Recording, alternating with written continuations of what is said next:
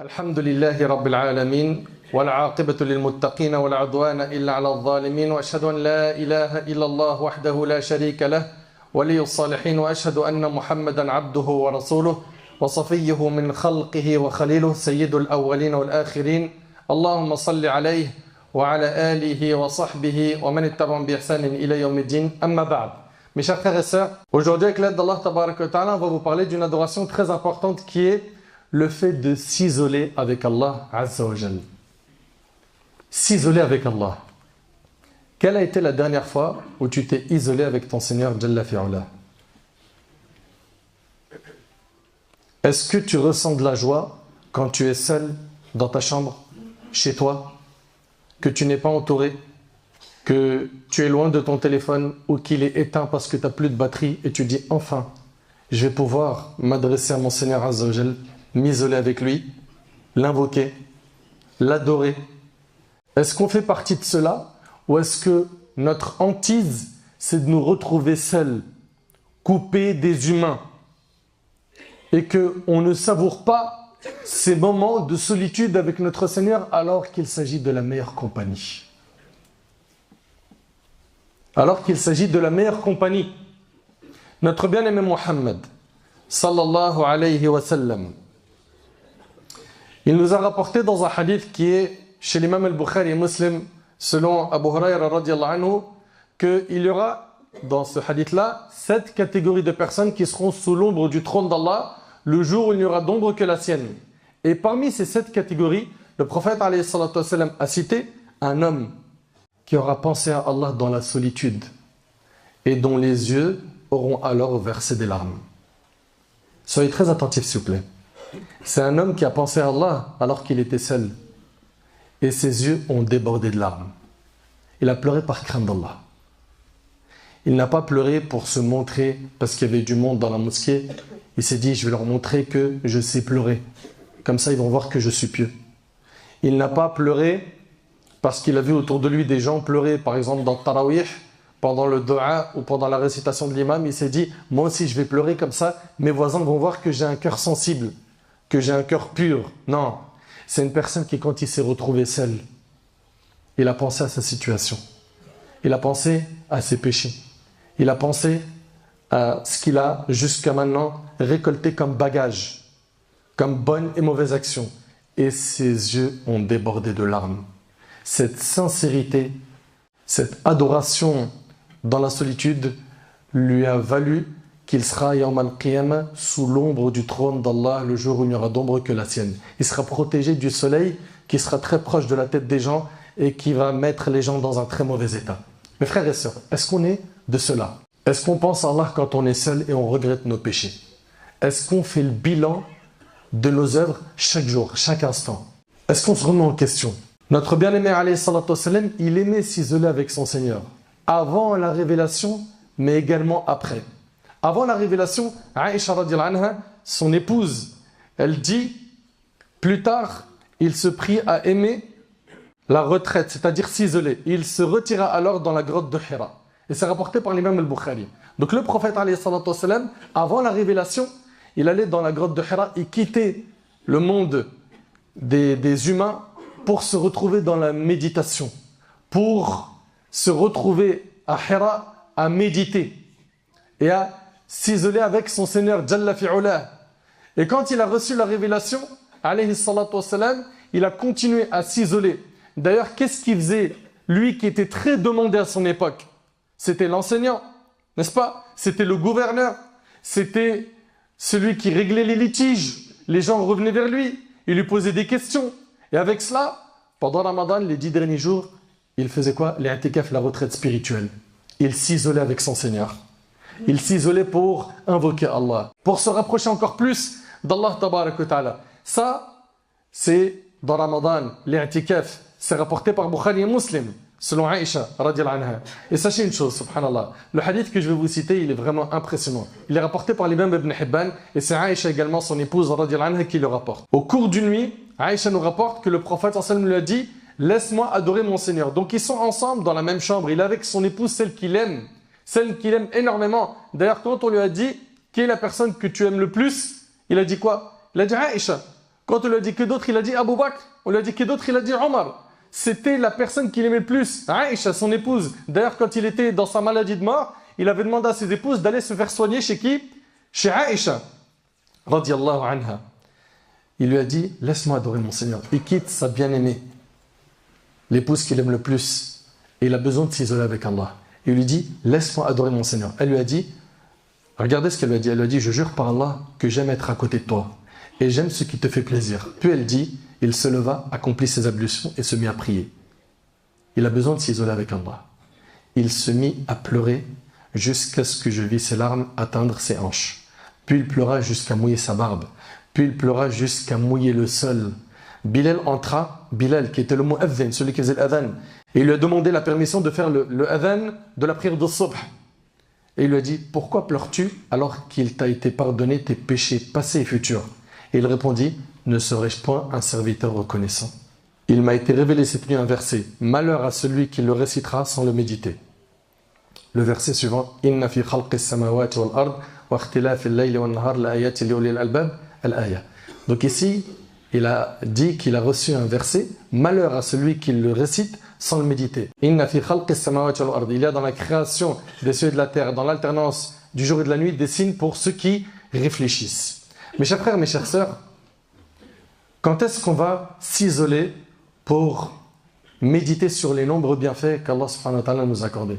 Quand est-ce qu'on va s'isoler avec Allah subhanahu wa ta'ala pour méditer sur les bienfaits qu'il nous a donnés, pour méditer sur nos péchés, pour améliorer notre situation, pour demander pardon à Allah tabarak wa ta'ala, pour renouveler notre engagement de bien l'adorer, subhanahu? Quand est-ce qu'on va s'isoler? On va prendre un moment et on va s'écarter des gens, s'isoler des gens pour pouvoir implorer notre Seigneur Azza wa Jal. Quand? Hubayb, Abu Muhammad, il s'isolait chez lui et il disait, quiconque n'a jamais ressenti de joie en ta présence ne sait pas ce qu'est la joie. Allahu Akbar. Regardez ce qu'il dit à son Seigneur Azza wa Jal. Quiconque n'a jamais ressenti de joie en ta présence ne sait pas ce qu'est la joie. Il n'a jamais connu la joie. Et il a dit, et quiconque n'a pas été dans ta proximité n'a pas connu de proximité. On a besoin aujourd'hui, dans cette routine que l'on a, métro, boulot, dodo, que tout le monde connaît par cœur, où un tel il est toujours au travail, ou quand il rentre du travail, on est comme des robots, des machines. À chaque heure, tu fais quasiment la même chose que la veille.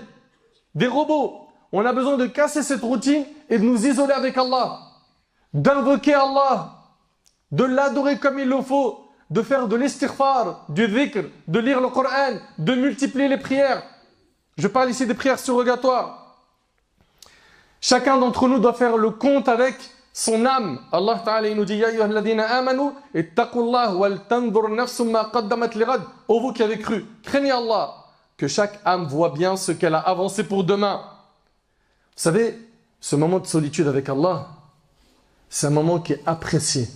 C'est une saveur, un délice chez les pieux, chez les pieuses, chez ceux et celles qui aiment du plus profond de leur cœur Allah. Et ce n'est pas des paroles, ils le manifestent par leurs œuvres, par la multiplication des bonnes actions.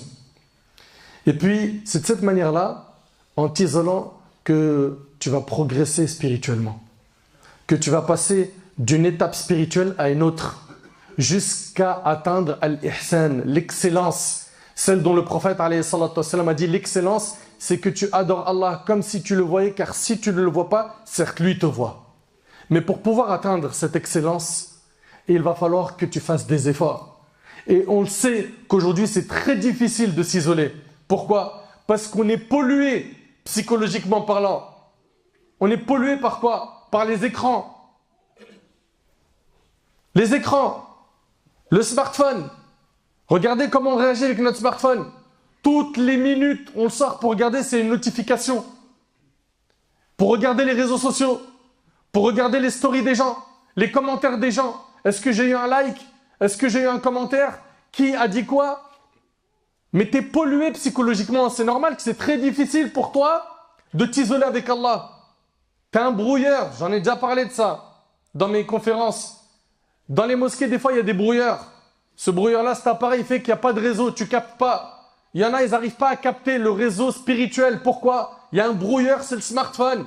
Il leur pollue l'esprit. Ils prient, ils pensent au smartphone. Ils pensent à la dunya. Ils pensent à l'argent. Ils pensent à ses amis. Ils pensent à sa famille. Quand est-ce que tu penses à Allah? Quand? Même dans la salat. Il y en a certains qui ne pensent pas à Allah. Dans la salat. Mais c'est à quel moment que tu vas penser à Allah si dans la prière tu n'y penses pas? Chacun d'entre nous doit donc se remettre en question. On doit donc enlever ce brouilleur de notre cervelle, l'amour de la dunya, de la renommée, de la célébrité, les téléphones, les écrans, les tablettes, les ordis, les télés, les matchs, à tout va. Il a fini un match, maintenant il regarde les commentaires. Il commente lui-même. Un match, c'est plus 1 heure et quelques, non, c'est 5 heures. Il y a le bloc d'avant le match, il est déjà en train d'écrire, et après le match, il écrit encore, il commente, et il regarde et il lit. Un tel, il a dit quoi? À lui, il a réagi. À lui, il a fait une vidéo, il a parlé sur tel joueur. Et à quel moment tu reposes ton âme en te connectant à Allah tabaraka wa ta'ala, en t'isolant? Je sais qu'il y en a parmi vous qui sont peut-être surpris, peut-être choqués d'entendre ce discours parce que jamais ça leur a traversé l'esprit de s'isoler avec Allah tabaraka wa ta'ala. Et pourtant, on s'est déjà retrouvé seul plein de fois, chez nous ou ailleurs. Est-ce qu'on s'est dit, Allahu Akbar, un peu de temps, je suis tout seul, à l'abri du regard des gens, là on va pouvoir faire quelque chose de sincère. Allez, je lève les mains, j'invoque Allah. Ça a déjà été notre réflexe.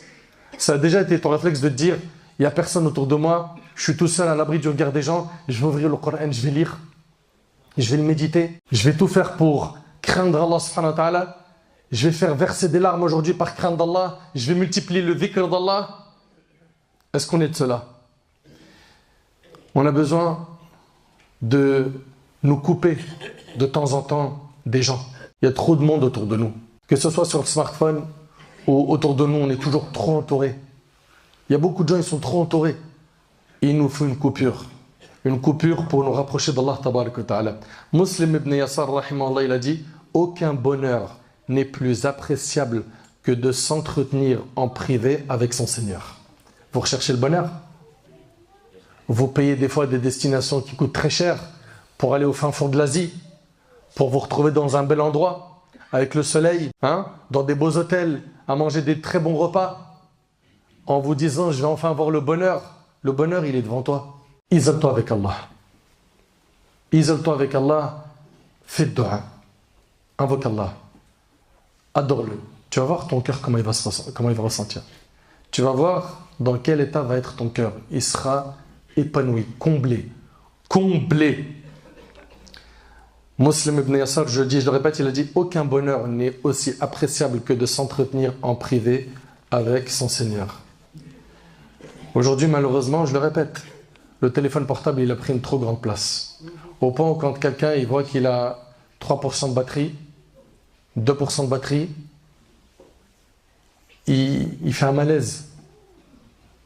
Il fait un malaise, on dirait un drogué.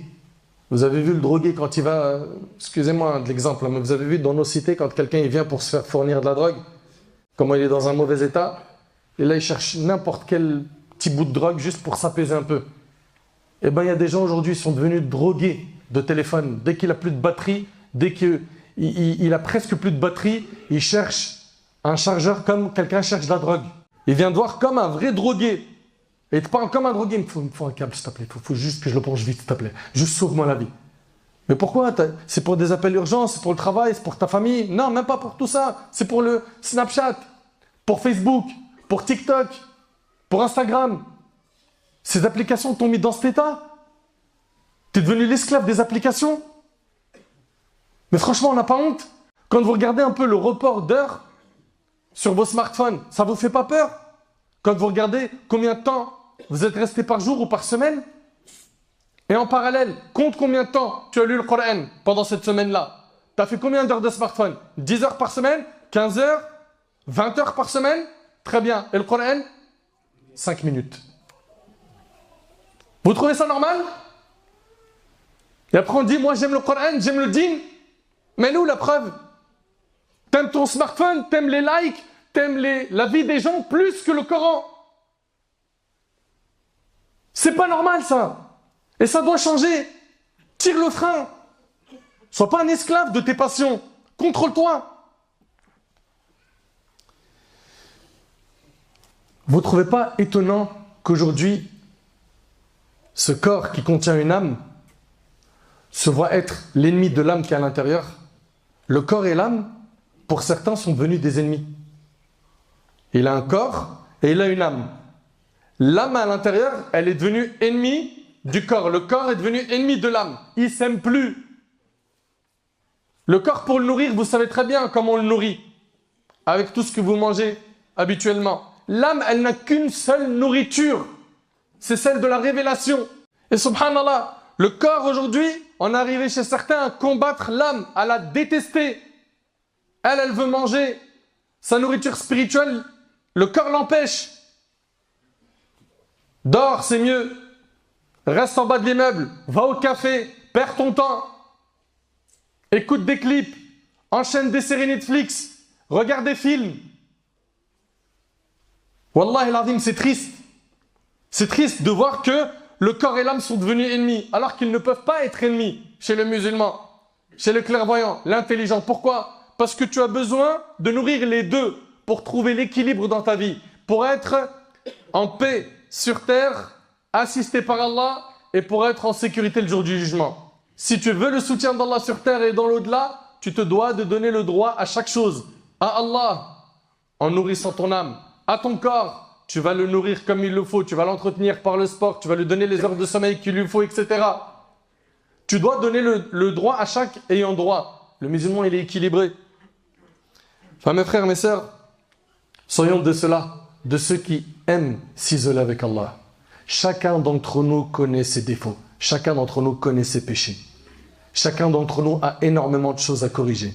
Les gens, ils connaissent de nous un visage. Et quand on est seul, malheureusement, c'est pas le même visage qu'Allah tabaraka ta'ala voit de nous.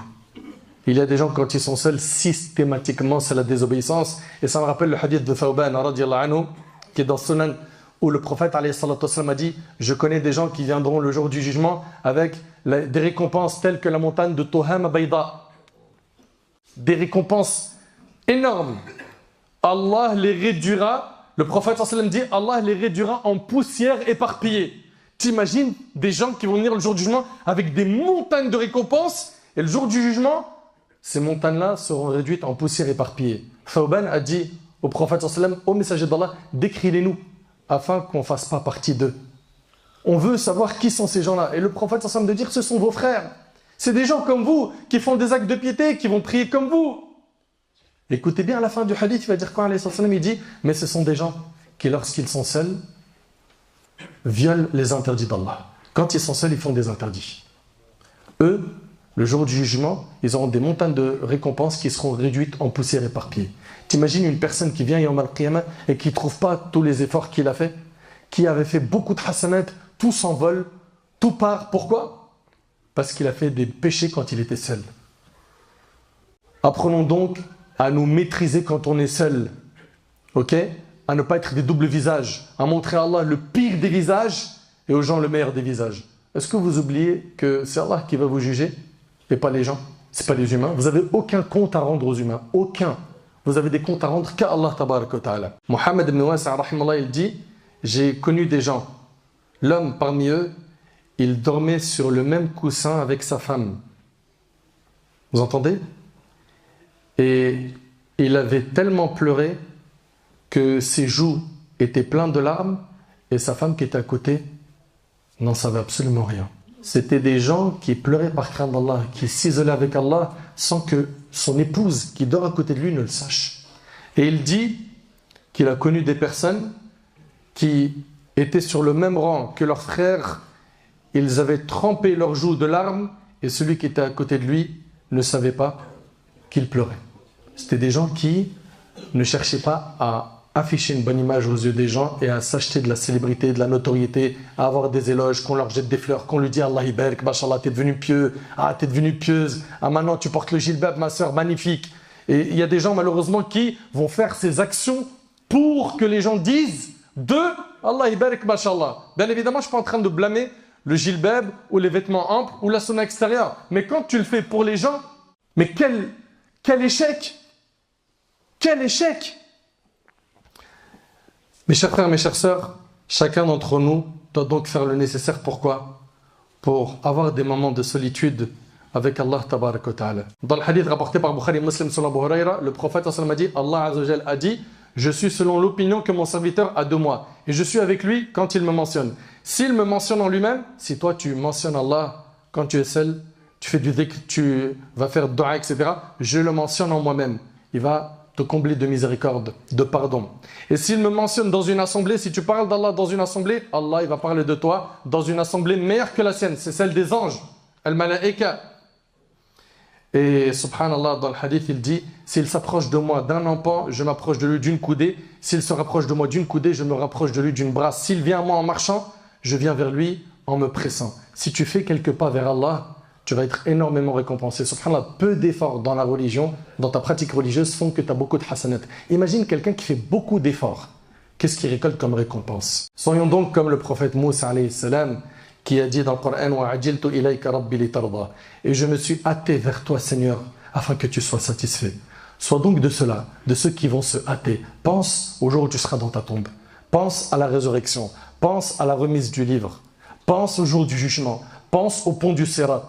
Pense à la pesée sur la balance. Pense à tous ces moments-là. Tu veux te trouver dans quelle situation? Si tu veux te retrouver dans une situation confortable, eh bien, alhamdulillah, tu as pu entendre aujourd'hui énormément d'informations qui vont te permettre de te réformer. Et j'aimerais surtout que tu retiennes que tu as besoin de t'isoler avec Allah. Et il y a des moments, c'est les moments des VIP comme le dernier tiers de la nuit, où Allah tabaraka wa ta'ala, il descend au ciel de ce bas monde. Et qu'est-ce qu'il dit? Il dit, qui est-ce qui m'invoque que je l'exauce? Qui me demande que je lui donne? Qui me demande pardon pour que je lui pardonne? Et Allah tabaraka wa ta'ala est donc au ciel de ce bas monde jusqu'au lever de l'aube. À nous donc de demander pardon à Allah tabaraka wa ta'ala, à nous de revoir un petit peu notre compte de bonnes et mauvaises actions, à nous de faire un bilan avec nous. Si on veut le confort et en al-qiyamah, le jour du jugement, si on veut être dans une situation confortable devant notre Seigneur Azza wa Jal, il va falloir qu'on se donne les moyens d'avoir cette situation confortable. Et là, on a un moyen qui est efficace et qui est loin de l'ostentation, qui est loin de faire les choses pour les gens, c'est t'isoler avec Allah subhanahu wa ta'ala. T'isoler avec Allah. Rappelle-toi de la dernière fois que tu as fait vivre cette adoration. Et si tu ne l'as jamais fait, il est temps de la démarrer à partir d'aujourd'hui. De démarrer ce moment que tu vas accorder à ton âme afin de pouvoir l'apaiser, l'alléger, afin de pouvoir la nourrir, car elle a besoin elle aussi de se nourrir comme ton corps se nourrit. Enfin, j'implore Allah tabaraka wa ta'ala d'apaiser nos âmes. J'implore Allah tabaraka wa ta'ala de purifier nos âmes. J'implore Allah tabaraka wa ta'ala de nous accorder la piété. J'implore Allah tabaraka wa ta'ala de me faciliter ainsi qu'à vous de trouver des moments où on va s'isoler avec lui. J'implore Allah tabaraka wa ta'ala de faire de nous des pieux. J'implore Allah subhanahu wa ta'ala de nous accorder une bonne compréhension de sa religion. J'implore Allah subhanahu wa ta'ala de nous accorder une bonne